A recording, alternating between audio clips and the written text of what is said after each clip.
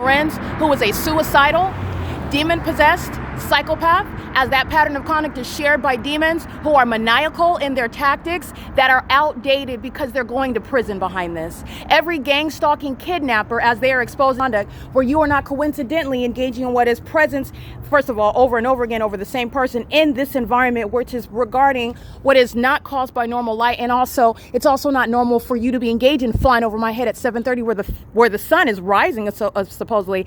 But I showed you what I also documented at this same venue at 11 o'clock, 12 o'clock in the afternoon to be exact, and the fake sun. That's not the natural environment, because on the same side of the street over the top of my head, I'm showing you that fake sun, which is speaking to the demon possession of Mike LORENZ and every demon of that Ontario Police Department. They're going to produce the evidence of the operation of the heliport, where they're engaged in criminal surveillance with the demon-possessed people of the state.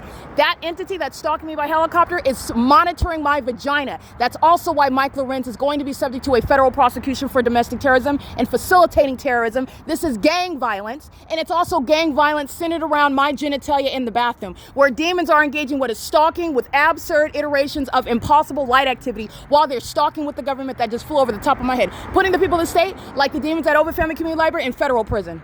This is P.O.C. That's the entity that's incapable of being prepared for a federal case. Where you're engaged in targeting, there is no mental illness in existence with regard to the targeted individual. Lisa Rogan, Arrowhead Regional Medical Center, all those kidnappers, Tracy Banks, Jason Isaac Fields, everybody that defamed my character, they did so in furtherance of this pattern of conduct that the Ontario International Airport, the Ontario Police Department, the City of Ontario, the people of the state share. Seeking to criminally defame the one that you are gang stalking, you're going to prison and you will be mentally assessed. And it's going to change the laws with regard to the entity that targets you and then tries to criminally defame your character while doing so. This directly rebuts the criminal defamation that this entity engaged in. And Mike LORENZ, that agency engaged in criminal defamation, is the basis of federal prison. They defame your character while they have conspired to murder you, while they're stalking, just like this.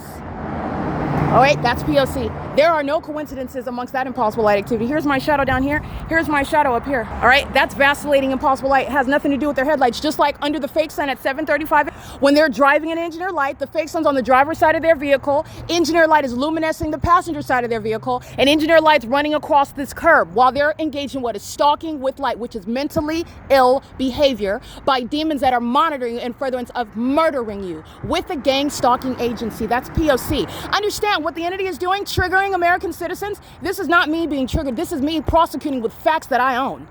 And I know what to do with those facts. But the entity triggers American citizens and then calls that mental illness. They're going to prison, and it's malicious acts of defamation. While you're targeting, they're going to prison. This is P.O.C.